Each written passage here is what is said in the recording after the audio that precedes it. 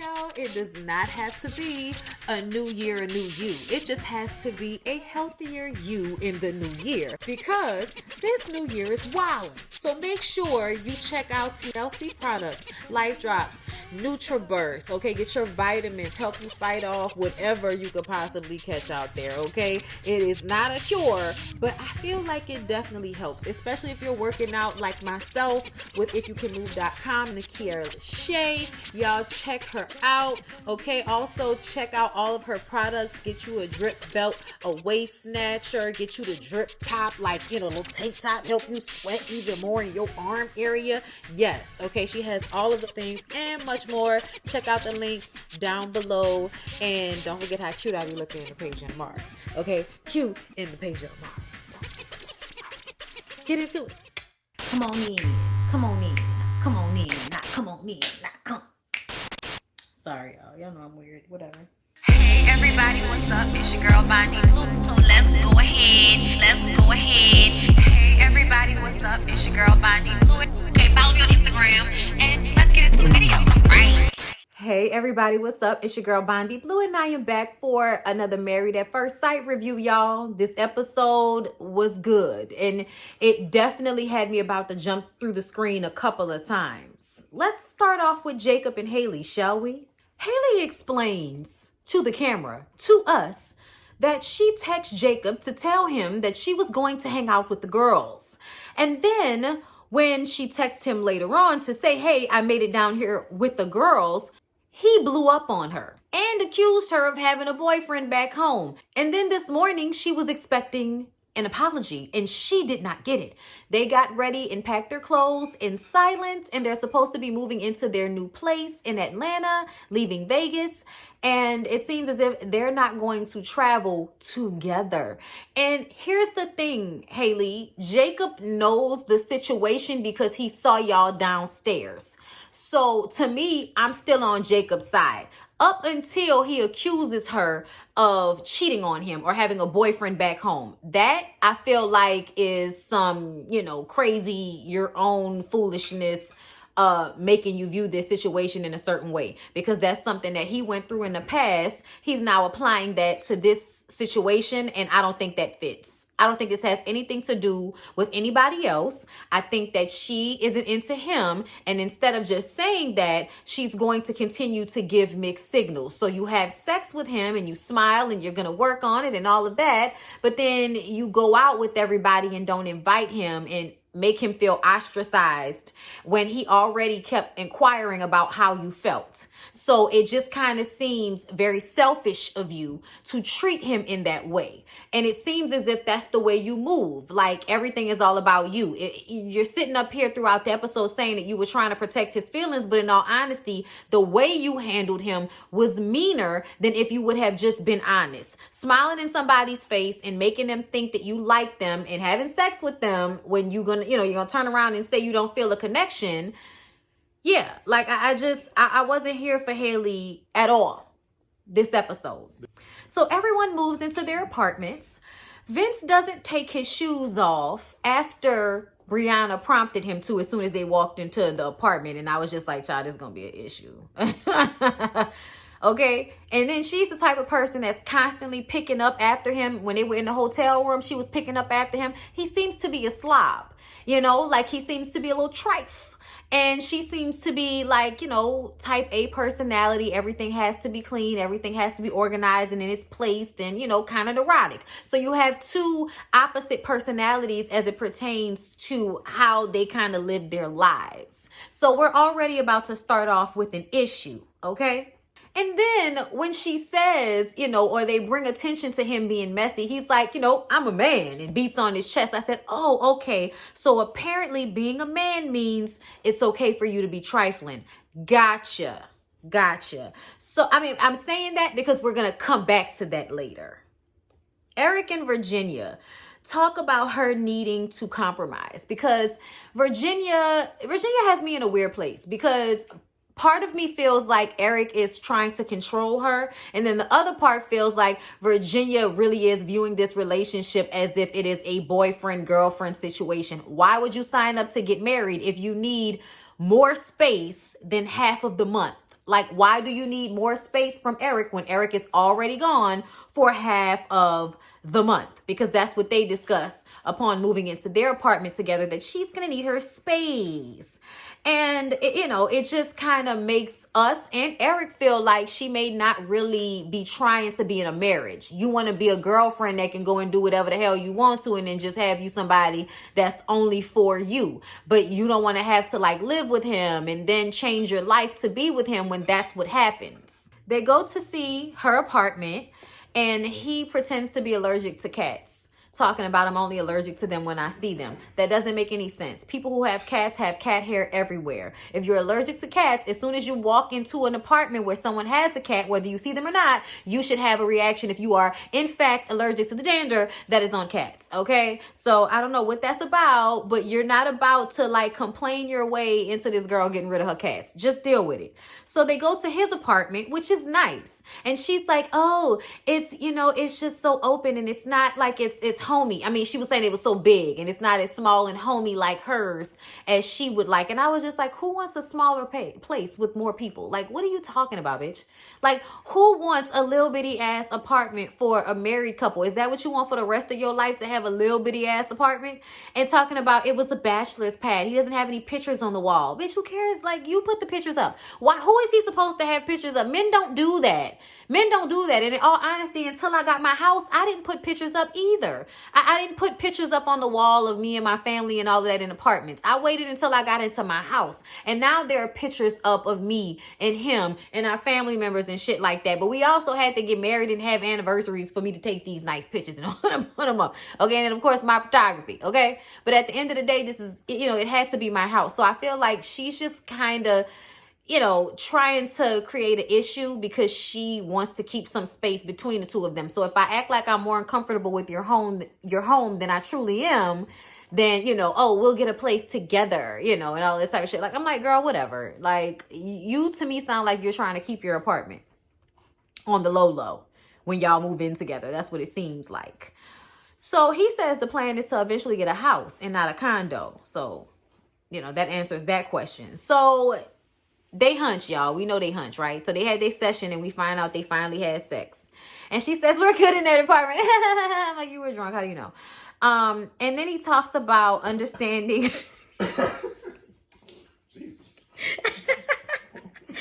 And he talks about understanding relationships in a way that Virginia doesn't, because she's younger and she hasn't been married. She hasn't been in these relationships in order to understand them. So she is handling the marriage in a boyfriend girlfriend type of way. She brings up the controlling thing, him getting mad because she did not text him upon arrival when she went to, hang out with her friends. And that's not something she's used to doing. I personally feel like you shouldn't get mad if I don't text you. But, if he wants to tell you to be safe and text him, that's not controlling just because he does that. Like, it just means he cares about you, bitch. Like, there are some people who don't realize that being a drunken woman out in the streets is not a safe place to be. Like, a lot of people don't realize that. They think I'm around my friends, I'm doing whatever I want to do. So if I'm sloppy drunk in the streets, it's fine. Trust me, I'm from New Orleans. I know a lot of people with this mentality. And if that's what they want to do, that's fine. But I've seen way too many girls with their ass up in the air, throwing up on the side of a busy street. And I thought the shit was embarrassing. I didn't think it was a good look. So if I feel like that about you, I'm definitely going to feel like that about myself if I'm out here assed out on the curb throwing up because I can't handle my liquor. Okay? So personally, I feel like, Virginia is on some bullshit as it is and needs to deal with why she feels the need to pour alcohol all over her sorrows. Like, I like to have a good time too, bitch. But it just kind of seemed like you come from a wild and kind of like raggedy place with it. Now, when they got into the conversation about him wanting her to ask for permission, I definitely was on her side, because I don't care how you put the words together and in what order you decided to put them in. You were saying you wanted her to ask for permission because she told you she was going. So that's the conversation. Like, we are discussing it when I tell you that it's happening before it happens. Me not talking to you about it is me doing it and you finding out after I've already done it or when I'm about to walk out the door. Okay?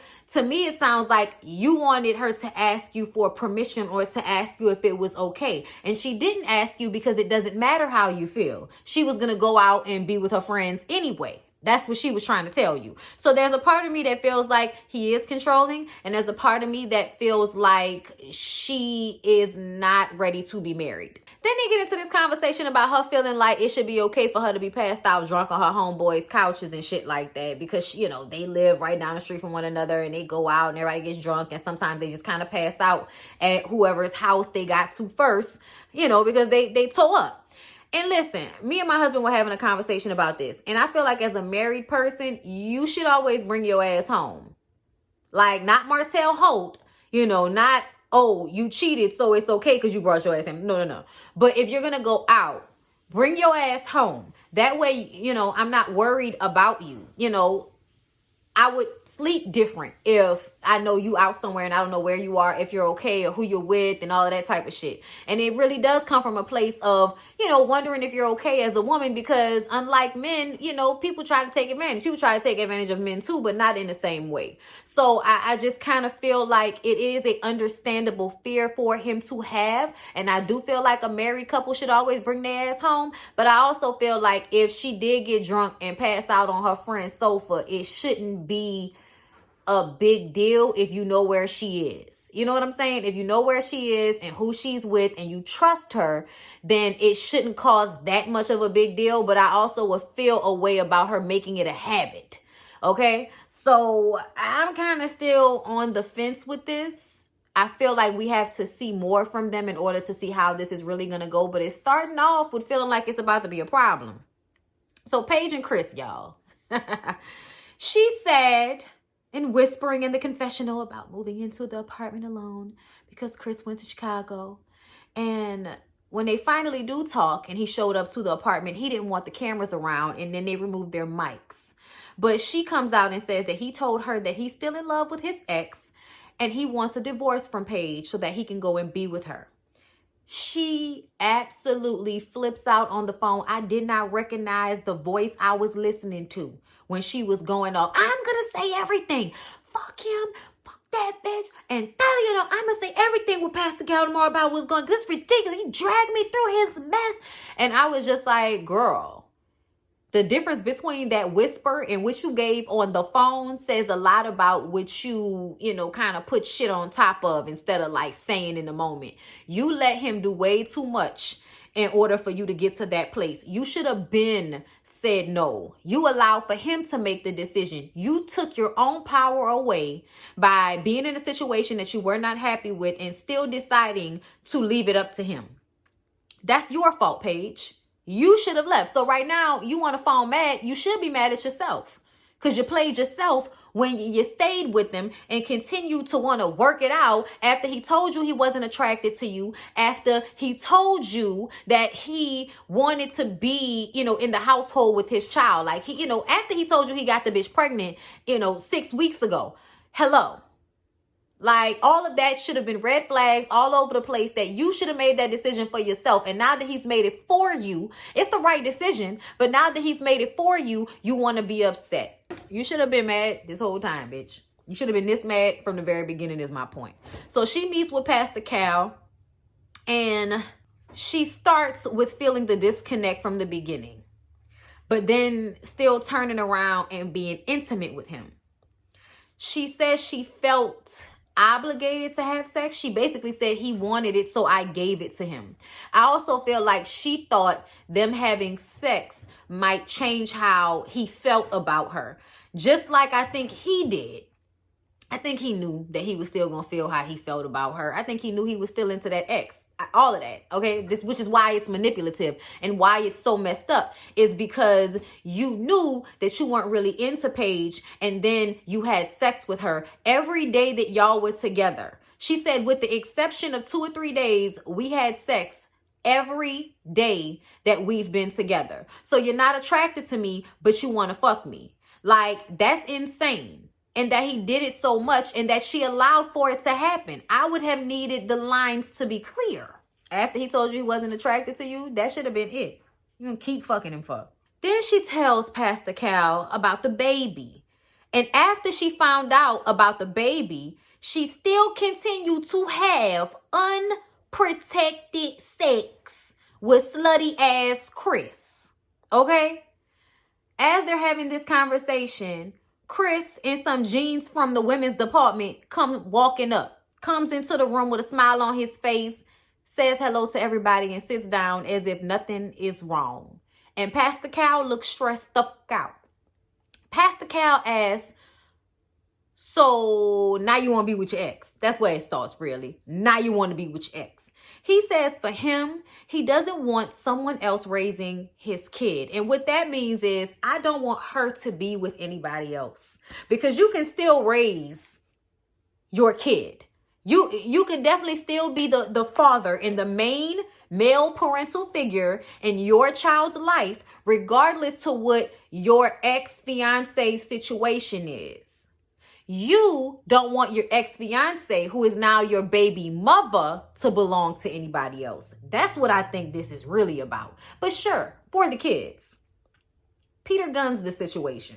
He says that the process made him feel like he was in love with his ex. You know what I'm saying? Like, this whole process made him feel like maybe he really was in love with her. So he thinks it's best to divorce Paige. Pastor Cal says, what about what made you break up with the ex in the first place? Has that issue been resolved? No, it hasn't, but he has not thought that far. That doesn't surprise me. Apparently, Chris can't think 6 weeks in the future. Paige says that she feels like she entered into this process being 100% honest with her feelings and ending up with the short end of the stick. And he was like, well, you don't think that I was being honest about how I felt from jump? And it's like, no. And Pastor Cal has to point out to him the chain of events.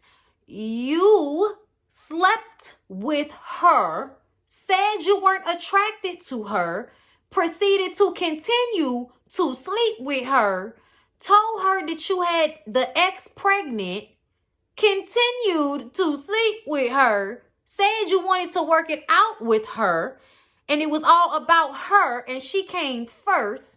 And then when it's time for everybody to go home, now you want to tell her that you want to work it out with your ex and you're in love with her now. If you don't understand that you dragged this girl on a roller coaster ride, I don't know what to say to you if you don't understand that. And I think you do. I just think you don't want to take responsibility. I think you don't want to be the bad guy. I think you don't like people looking at you like the piece of shit that you are. I'm sorry, sir, but the way you moved with Paige made you the piece of shit. Because you could have just said, I'm not attracted to her. I'll try to get to know her, but I won't have sex with her until I feel that I am attracted to her in that way. And if not, then this process will just have to end. And I can go and work the shit out with my baby mother. You could have been honest and real without putting her in a position to give you a piece of herself that she will never be able to get back from you. And that's the physical connection, which makes her continue to want to make terrible decisions. Y'all's physical connection. If y'all had not had sex, I don't believe that she would continue to want to be with you and try to work it out regardless to how you disregard and disrespect her.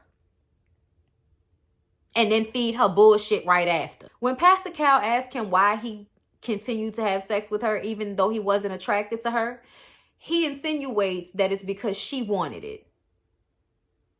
Women don't want to have sex every day like that. I don't care what anybody says.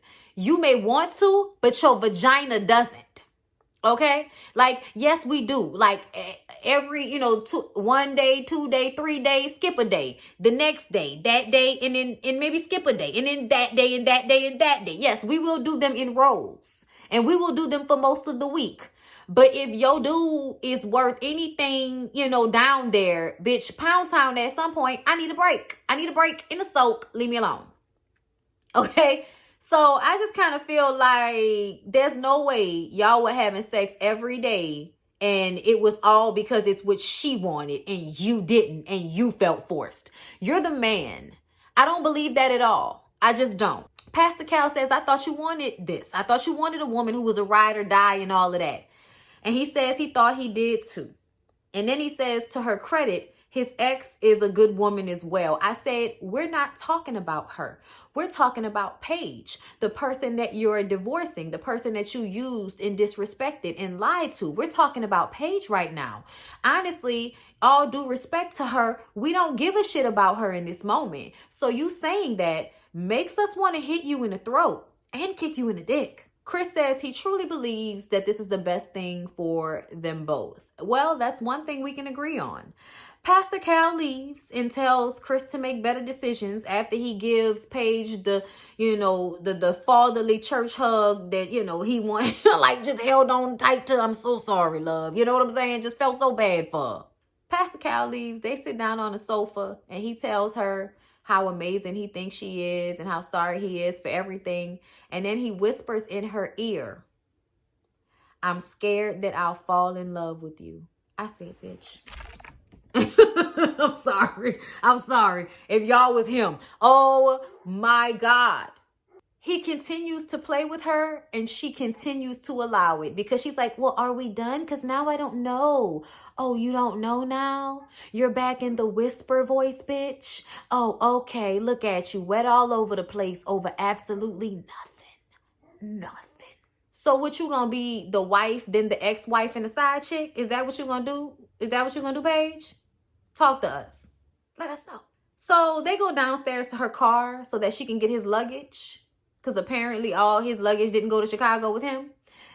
And he gets his stuff out of her car and they stand there for a while. And then she says, I'm going to go. And she walks away. He says, okay. He walks away, gets in his car and rolls off into the sunset. And she kind of stands and watches him leave. And I'm like, animated shit ain't over. You better believe this shit ain't over. That's what it felt like. It felt like they're still going to hunch again.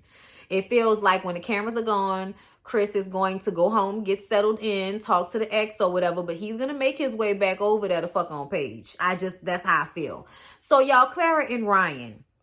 So they talk about, their bedtimes and, all of the things that they have to compromise on as far as living together. And they go to see each other's apartments. And, of course, her apartment is bright and, well organized and his is clean. But when you open cabinets, it's like, why is the shelf not on the shelf? Like the shelf is askew and you just still got shit in here like it's not askew. Like, what's wrong with you? What is this? Why is this in here? That type of situation. A man, y'all, some of y'all aren't good at organization. Some of y'all aren't good at any of that type of stuff. And you usually need a woman to come in and add a feminine touch. And that's why, they say women make the homes and all of that type of shit, because we make things pretty and more comfortable. Whether men are clean and have nice taste, they still may not add that little extra bit of, organization or comfort or whatever, or razzle dazzle, whatever, to the situation if they don't have a woman. Men don't do that sometimes. Not all the times, but sometimes, okay? So they meet with Pastor Cal and they both say they're going for it. They're here for this relationship. They still have not hunched, but they are doing other things. It seems like Ryan is holding his dick hostage, and I don't know why. Clara seems to want to have sex. He wants to make sure they get to know each other better. And I just kind of feel like y'all are already married. What difference does it make? Like, y'all are sleeping in the same bed. Y'all are doing other things. That means y'all knows what each other's private parts look like. What is the problem? I feel like it's a way for him to control the situation by, withholding dick. And maybe maybe his meat isn't that great. Who knows? But Pastor Cal said that Ryan needs to make sure he's protecting Clara's heart, because it is obviously, easy for him to not give a fuck and for her to care too much. So y'all, Jacob and Hayley get to their apartment and he says that she's acting like she's seeing someone else. We all know that this is not true. He's being real insecure and stupid right now with this line of questioning. But she did lie about meeting with the girls. I don't care what she's talking about. You did lie about that. And now you're trying to act like him calling you a liar is the reason why you're not that into him. No, you weren't that into him before he called you a liar. which is why you went down there without him and lied about it. So explain why you did that. Don't use him calling you a liar as a reason, because that, like, what is she talking about? Hayley is definitely on bullshit. You hurt that man's feelings and you sitting up here denying it like he's stupid or he's a simp, and you've already made him feel a way with the way you've, given him affection and then taken it away, and you don't want to communicate and explain to him what's going on in your head. So he's confused. Now his feelings are hurt. You made the man feel like a soybean burger, bitch. He's upset and he feels like you're on bullshit, and I kind of do agree. I think they're both on bullshit, but I agree. Hayley's on bullshit as well, okay? He makes a comment about not wanting a high-strung woman like herself, and she took offense to that. They slept separately. He got in contact with her off camera and apologized for his actions, and then they move into their place together and they go to see each other's places and they kind of joke and have casual conversation. She was kind of bothered when he called her mom a Karen. It was hilarious.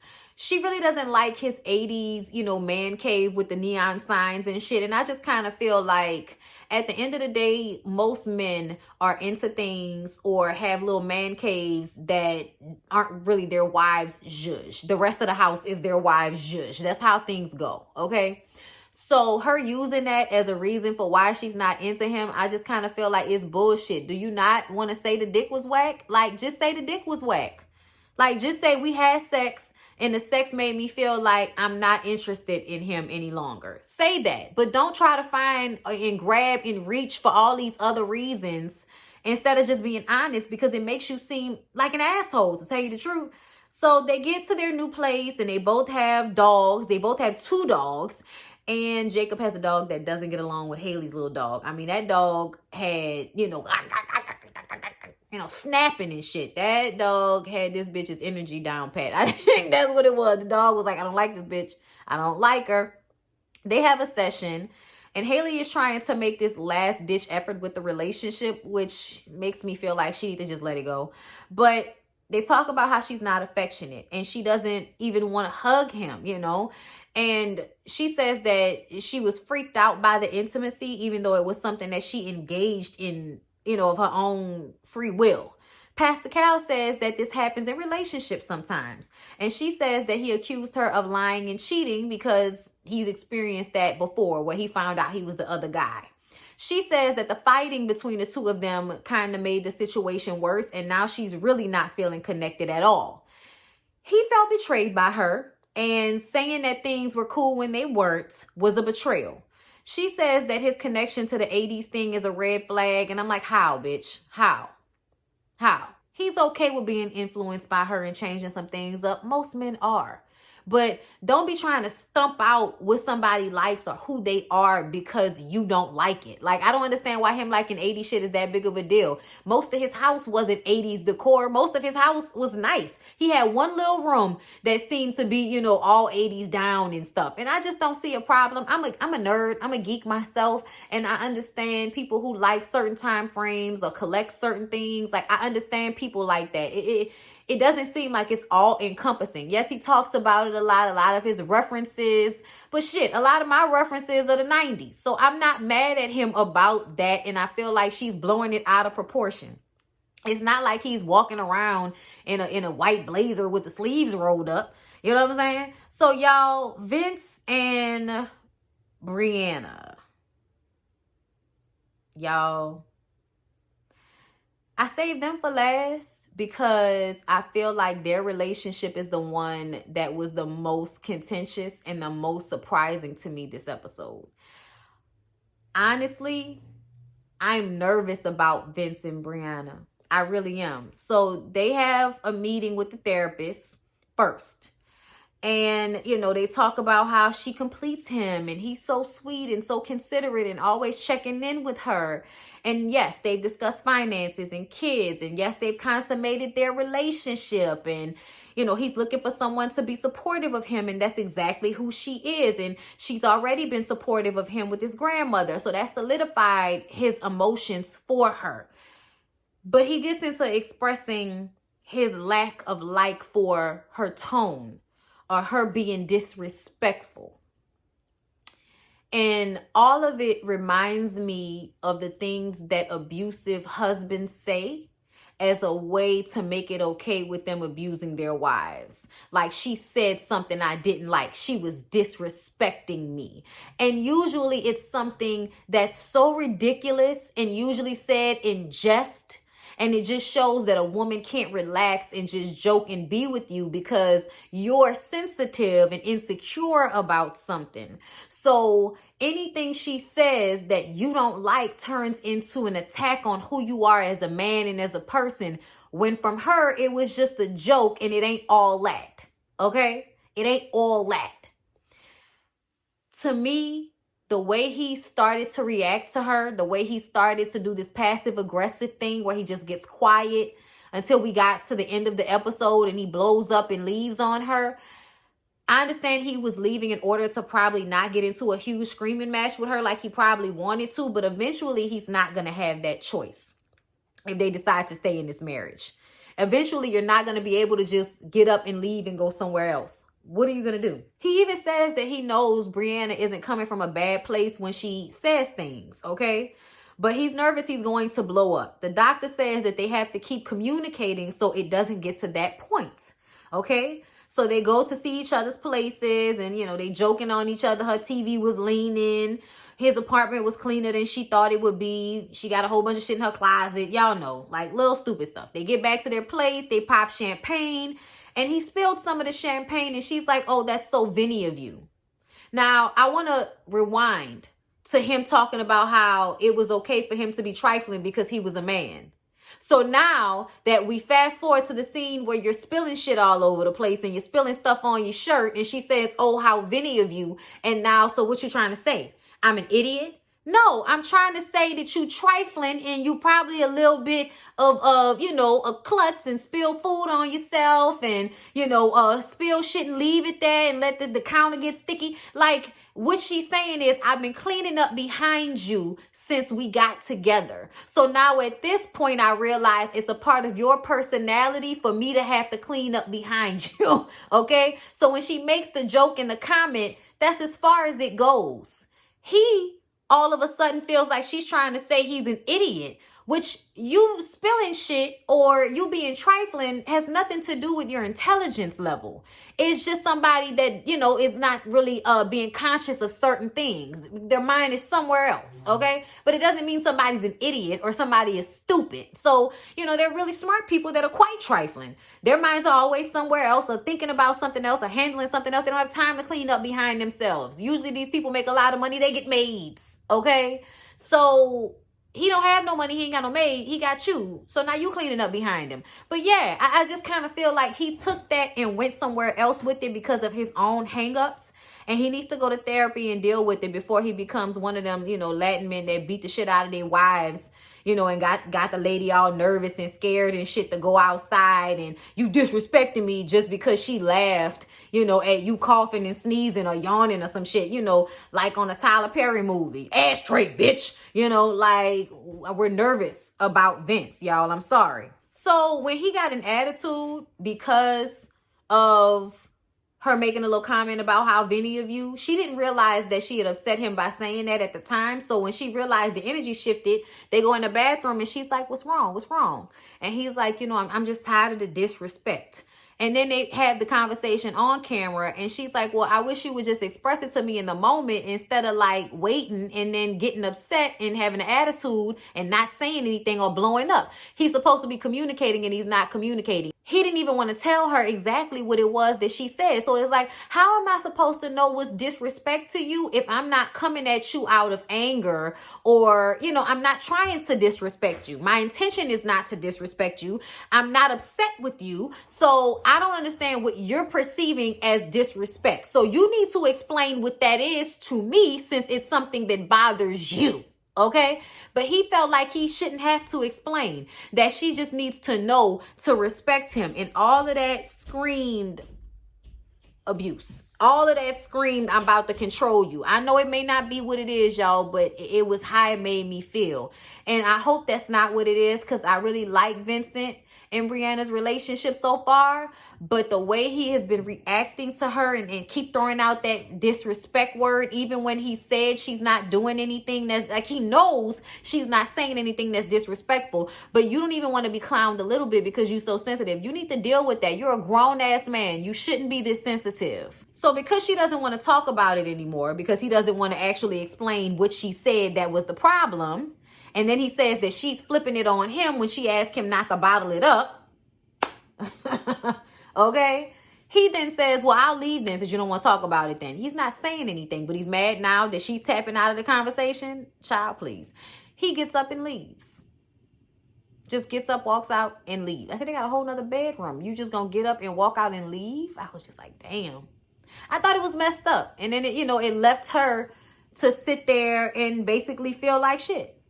But yeah, y'all, that was Married at First Sight. I'm worried. Please don't forget to like, comment, and subscribe to my channel if you have not already. I love you guys, and I'll see y'all in the next one.